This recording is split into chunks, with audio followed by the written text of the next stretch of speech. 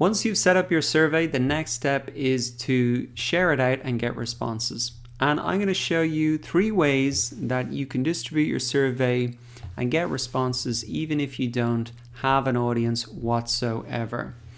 So to send out your survey, you can come up and click on send. And the first way that you can send this out is by email. Now you can just type in some email addresses directly here and send it straight out if you want. If you have an email list and you're using an email marketing tool like MailChimp, you can just write an email, tell your audience, the benefit of filling this out, paste that link in and send that directly from MailChimp or whatever email marketing service you're using. But what if you don't have an audience built up yet? What can you really do? Well, what I would recommend is that you start to look and think about what are the contacts that you already have available to you. And one thing that you can do is go ahead and export your contacts from Gmail or Yahoo or whatever email service you're using for your personal mail. Now, I went ahead and did this recently and I was shocked to see that I had over 800 emails in my Gmail. Now, am I saying that you should go ahead and just spam everybody in your inbox with your survey? No, I'm absolutely not saying you should do that. What I am saying is once you export your Gmail contacts, you're going to get an Excel sheet full of all of your contacts. And I would go down through each person one by one and say, would this really help them? Or would they even know somebody that they could forward this on to? And I guarantee you're going to get 10 to 15 people at least out of your contacts that you can send the email directly to. Now, where else might you have email addresses just from your normal connections that you've made? Well, LinkedIn is another place, and you can export all your connections from LinkedIn. Again, this is going to produce a huge Excel sheet full of people's names, first name, last name, and email address. It's like having your own email list before you even have a website or anything. So once again, I'm not saying you should spam everybody. I'm saying you probably have people in your contacts already on Gmail or LinkedIn that you can send the survey directly out to. And if not, you're going to have at least one person who knows where you should be sending this email to. Maybe they know certain Facebook groups, etc. that you should post in. So that was the first way to share your survey, email. Now there is one important point that I want to stress about email, and that is the subject line. You can see by default here, the subject line is I've invited you to fill in a form. Now, how many people do you think are going to open that if they see that in their inbox? Probably none. They're just going to skip on over the email and won't even read it. So that's why the subject line is so critical for emails, because if they don't click to open your email, they're never going to click the link to fill out your survey. So you must write something compelling here in the subject line. Now, if you leave this by default, that's not going to work. Even if you change it to something like, can you spare a few minutes and fill in my survey? That's not going to work either. Why? Because there's no benefit to the customer or the potential customer. Can you spare a few minutes? What's the benefit for me? I'm not going to open that, sorry. So you need to come up with something that's going to get people to open.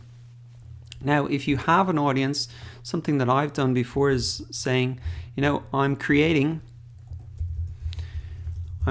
new courses for you, or I'm creating a new course, makes it sound even more specific, for you, and I'd love your input. So you can see the benefit here is that I'm creating something for them already, and it's going to be a course, so they know what the product is, and it's for them, and I'm just asking for their feedback. And people will happily give their feedback because they want to solve their own problems, and they're going to help you solve their problems. So there's a clear benefit for them is what I'm trying to say. Now, another thing that if you don't have an audience, how are you going to catch their attention? Well, I'll tell you one subject line that actually caught my attention very recently. Hey Dara, could I try to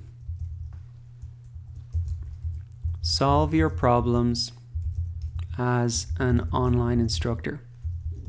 So this was actually an email that just someone sent me, and I opened it, And the reason was because they didn't say, can you fill out my survey? They said, could I try to solve your problems? They didn't guarantee that they were going to. And that kind of hints at that they're gathering some feedback. And they specifically said as an online instructor. So they had taken the time to actually figure out what I do, and they want to help solve my problems. And I can tell you, as an online instructor, I have a lot of problems, a lot of things that are difficult to do.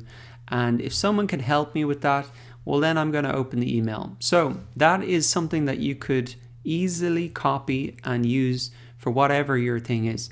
Hey, could I try to solve your problems to become financially independent? Could I try and solve your problems to, whatever, with Adobe Effects? Whatever it is, you can really copy and paste that in, and I guarantee you're going to get a lot of people opening your email and responding to it. Okay, so that wraps up email as the first way to distribute your survey. I've talked about ways to do it if you have an audience and if you don't have an audience. Now, the next way to collect responses is through social media. Again, if you have an audience, you can just share out the links directly there. And if you don't have an audience, what are you going to do? Well, there is the magic of Facebook groups. So all you want to do is type in your keyword or your topic or your niche in here. So let's just say something like, financial independence. This is something I'm interested in, and come across, and let's look at the groups here. So if I had some sort of solution, or I was a coach that helped people become financially independent, I would be posting my survey into these groups and getting some responses from them. Now, what you can also do is, this really works for any different type of niche, vegans, Dublin vegans. There's thousands of people in these groups. And remember that you'll probably have to join the group. That might take a day or two to get approved. And then once you're in the group, you just want to have a look and check out the group rules. So let's have a look at these for this one. Don't give out personal details, etc. Let's see. So you want to read these rules just quickly for any group, because you don't want to be banned from the group, or you don't want to kind of upset the atmosphere that they've created in there. So some groups, for example, they only allowed you to post links on a certain day. And so you just respect that and wait for that day and post the survey in then. So as well as Facebook groups, there are also groups on LinkedIn. So let's just quickly head over there. And again, it's the same thing that you want to do. Not just put a link to your survey in there and say, fill this out and help me. You want to say, hey guys, I'm curious what your biggest problems are as, say, vegans in Dublin. And, fill out my survey below. I'm happy to share the results, and let's brainstorm some solutions to them. That's something very positive. You're there to help them. And again, you're not just there to really, get their money and run off into the sunset or whatever you want to do. Now, LinkedIn is an opening for me, but it's the very same process over there.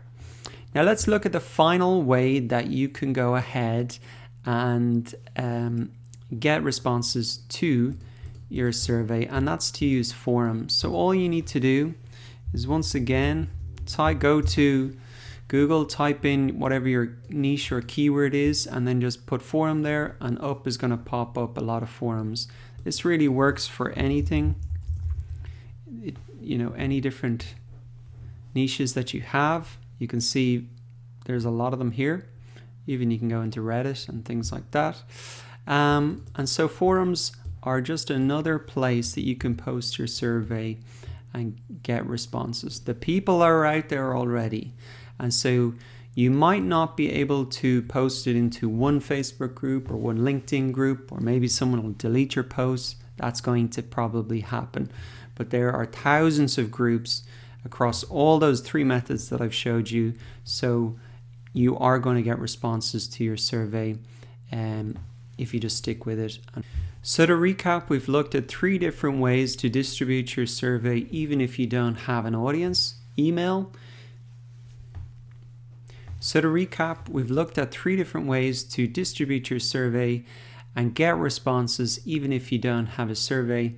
And we talked about some tips and tricks in terms of really getting responses, and that's your subject line and the way that you post it into those different social media groups.